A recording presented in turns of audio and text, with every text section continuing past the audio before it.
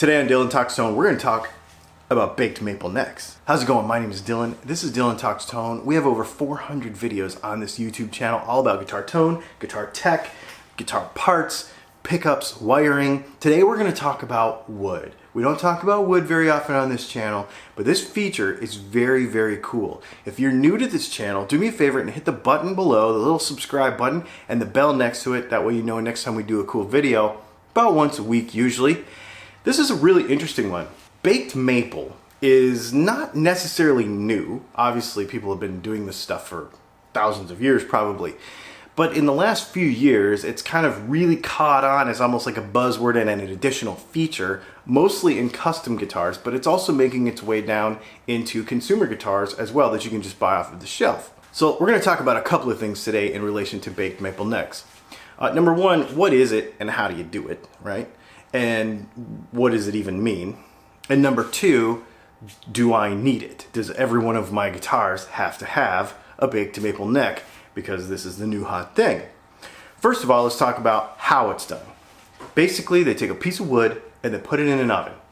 Now, this doesn't mean that you're gonna go in your wife's kitchen and you're gonna heat your oven up to 350 degrees and you're gonna put it in there and you're gonna bake the neck of your guitar. Don't do that.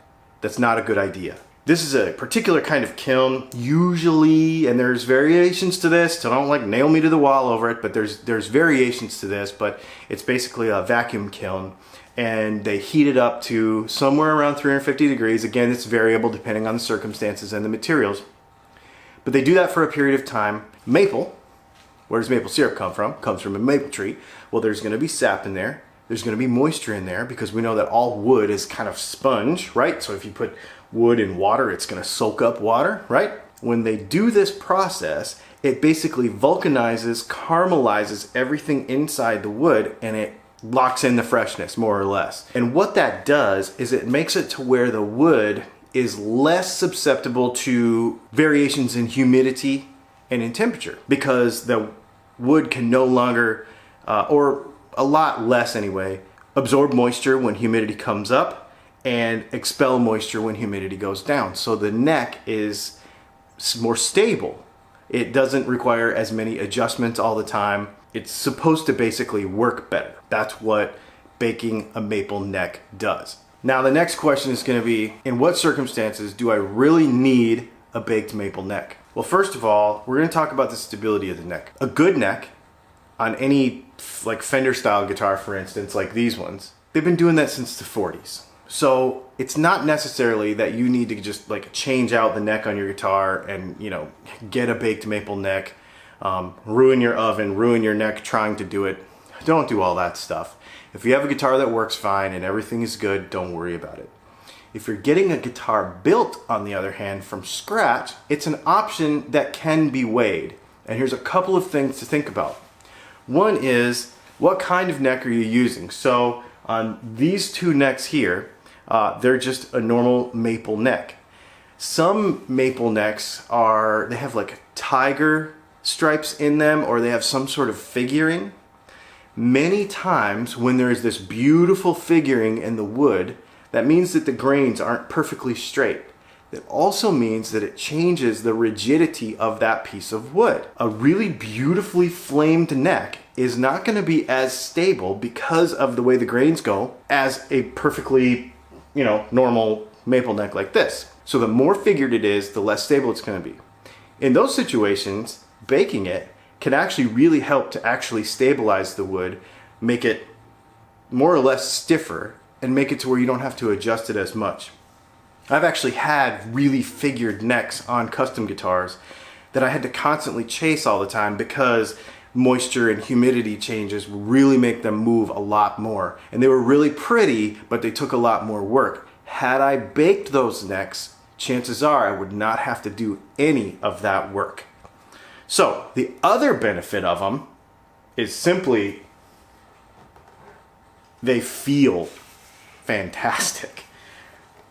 While you should probably put a thin finish on it still, it is not 100% necessary.